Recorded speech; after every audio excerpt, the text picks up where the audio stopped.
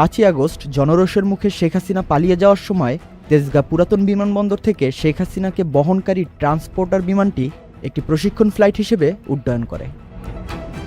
Daily স্টারের প্রধান শিরোনাম how Hasina's flight was kept off radar, অর্থাৎ হাসিনার ফ্লাইট যেভাবে রেডারের বাইরে রাখা হয়েছিল।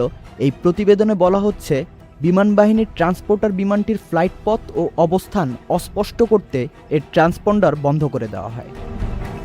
বিমানের ট্রান্সপন্ডারের মাধ্যমে এর অবস্থান, দিক, উচ্চতা এবং গতি সম্পর্কে তথ্য পাওয়া যায়। সেই সাথে এতে রয়েছে স্বয়ংক্রিয় জিওলোকেটার সিস্টেম। তবে শেখ হাসিনাকে বহনকারী বিমানটি পশ্চিমবঙ্গে ভারতীয় আকাশসীমার কাছাকাছি পৌঁছানোর আগ পর্যন্ত এই ট্রান্সপন্ডার চালু করেনি।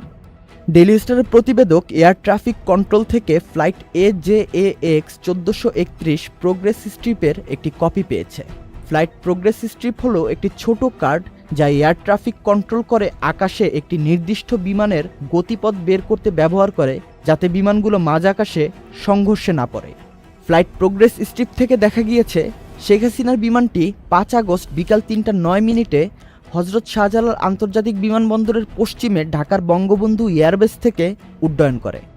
বিমানটি ঢাকা কলকাতা রুটের ওয়ে পয়েন্ট বেমোকে পৌঁছালে তার ট্রান্সপন্ডার এবং স্বয়ংক্রিয় জিওলোকেটার সিস্টেম চালু হয়। ওই কাগজের লকহিড C-130 হারকিউলিস বিমানের ককপিট এবং ঢাকার ATC এর মধ্যে রেডিও যোগাযোগের একটি রেকর্ডিংও পায়।